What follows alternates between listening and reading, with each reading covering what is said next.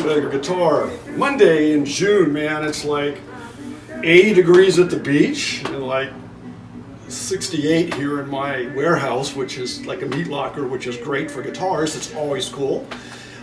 This is a sold Matte HH Spade going out today. When we decided to put out the Matte, wasn't really sure how it would be received, but man, it's one of the most popular color choices now for the guys buying the Spade, so really pleased with that, especially with the stingers running down the back of the guitar, you know, the maple neck through with the ashwood wings and the beautiful black hardware, and then we decided on a blue diamond inlay. Really just a beautifully stunning guitar. And this is going out to Matthew, I guess a Cisco in Fitchburg.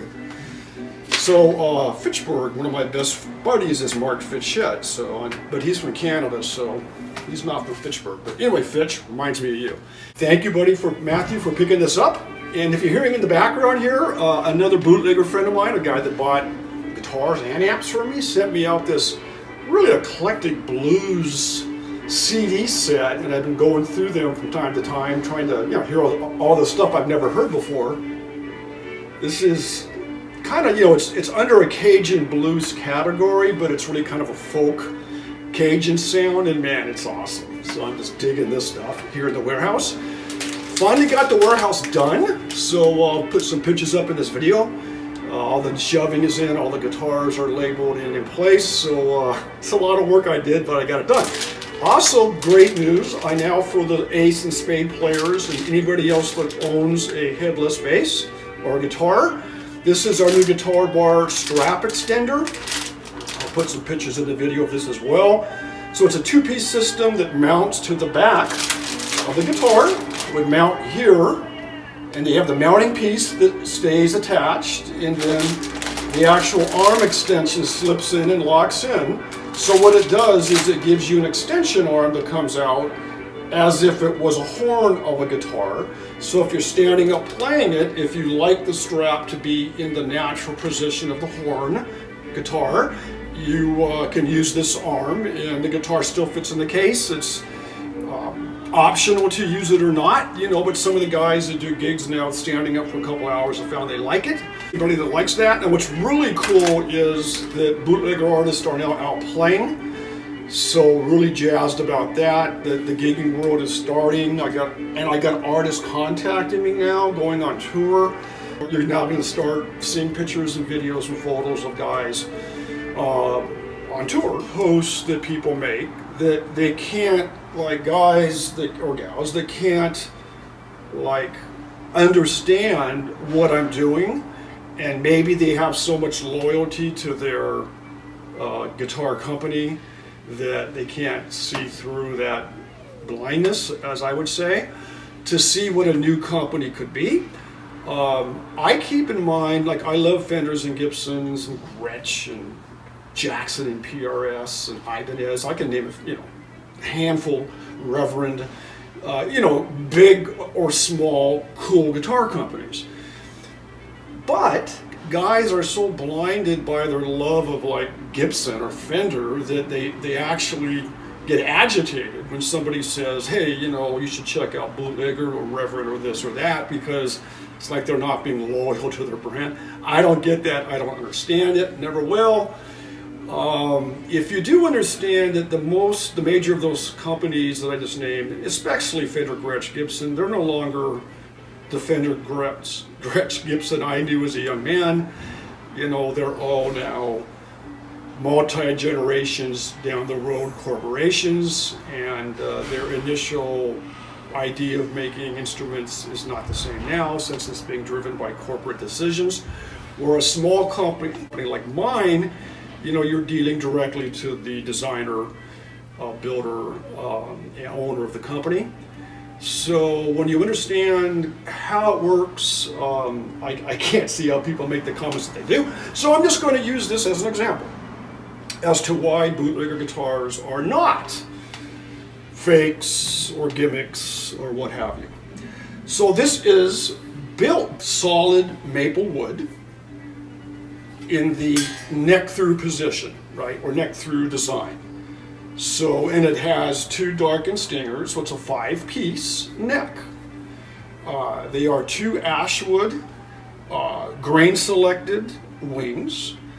The idea was a very hard wood, but also not, still a lighter guitar. It's 6 pounds. So, we were careful to choose the woods that we did.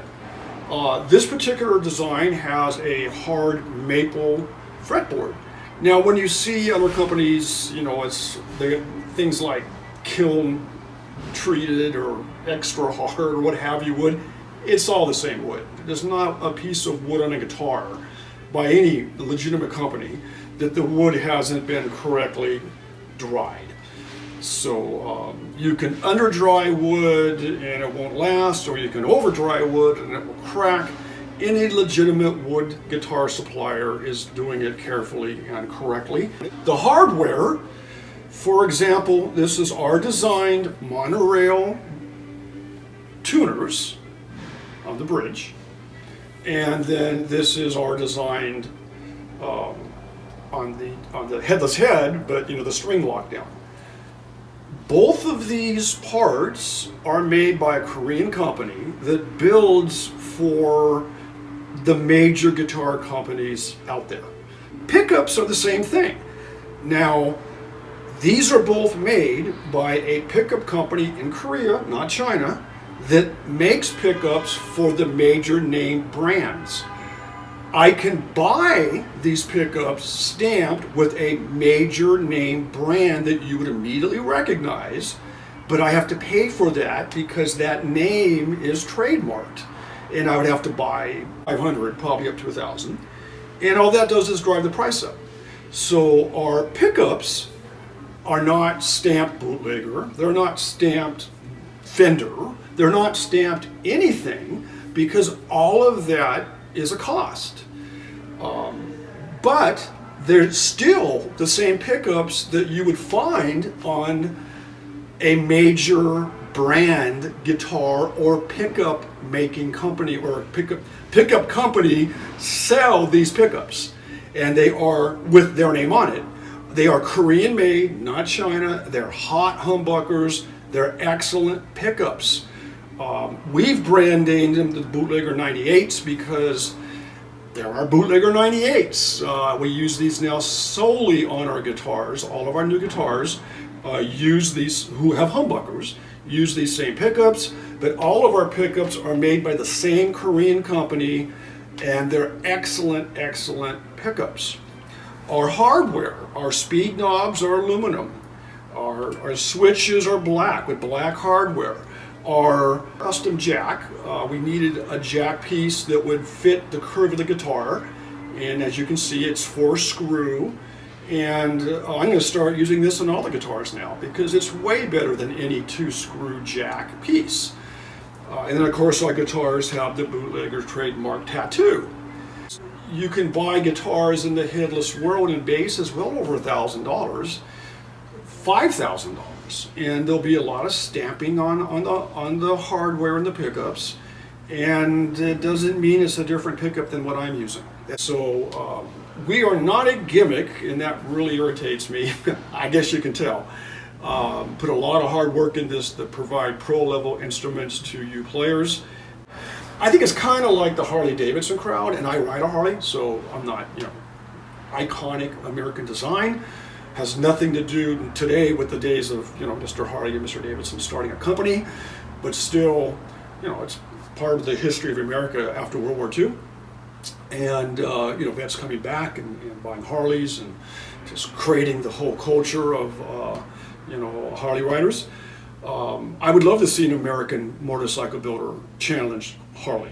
I mean, I would be as a Harley rider, nothing would make me happier to see somebody buck the trend and start building new American-made motorcycles to compete with Harley Davidson. Just like I'm building, designed American guitars, and I'm bucking the trend. I'm going after the big boys in a very small way, and I'm not scaring them at this point, but I get enough comments and enough talk on the internet where I get 99.5% like Bootlegger's awesome, and I get 0.5% of fraud, you know, I'm lying, it's not possible, and to them I say, don't buy one, you lose.